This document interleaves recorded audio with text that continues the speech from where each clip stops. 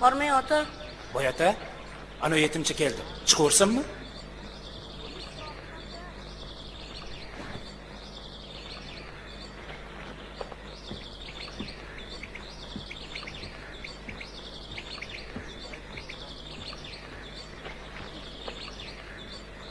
Assalomu alaykum.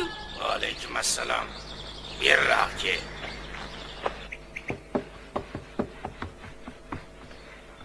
Assalomu alaykum voy ota. Xo'sh, nimaga kelding? Shunday o'zim, sizni ko'rgani keldim voy ota. Sog'inib qoldik. Xabar olib kelgin deb yuborishdi. Yaxshi, yaxshi. Barakalla. Sen meni oldimga bekordan bekorga kelmagan bo'lsang kerak. Bitta yarimta ish bilan kelgansan. Xo'sh, nega kelding? Haligi ayollar bayrami 8-mart yaqinlashib qopti. Shuni aytgani keluvdim. Xo'sh, indan keyinchi 8-mart bo'lsa nima bo'pti? Xotinlar jo'natishdi voy ota. Sovg'a olishga qiynalmasinlar deb nima kerakligini aytib yuborishdi.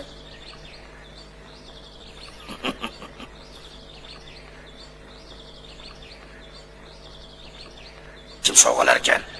8-martga. Hamma erkaklar sovg'a olishi shart ekan. Ular ko'pchilik bo'lsa, qaysi biriga sovg'a olib beraman? Hisoblab chiqishdi. Hovlingizda 22 ta ayol bor ekan, hammasiga bittadan iPhone olib berar ekansiz, xo'jayin. Ey bola, o'g'lingga qarab gapir. iPhone necha pul turishini bilasanmi o'zi? Axir hammasiga sotka olib berganman-ku. Sotka modadan qopti. Nimaga modadan qolar ekan? O'ylab gapirasanmi? Bo'lmasa-chi, hali bog'chapalarga shampan, maktab o'qituvchilariga gul bilan kanika olib berish kerak. Uga yaramas, nima deyapsan? 18 sana bilan bog'chaga chiqsa, 12tasi maktabga borsa, hammasiga qandoq qilib yetkazaman? Boy ota hali institutdagi ayol domlalar ham bo'ylab turibdi. Tuzukroq sovg'a bermasa sachib qo'ymaydi. Voy, yo Parvardigor. 22 ta iPhone, bog'chaga shampan, maktabga konyak. Institut domlari ham bor hali. 8-mart deysanmi? Yana kim qoldi? Sovg'a olmagan.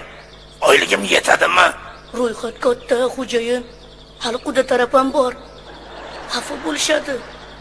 Pulchi, pul. Qaynanalaringiz qoldi. Qayni singillaringiz ham bor. Xolalaringiz ham poylab turishibdi. Ammalaringiz ham umid qilib yotishibdi. Yig'lamang boy ota. Bir kunlik 8-mart o'tadi ketadi. Turib,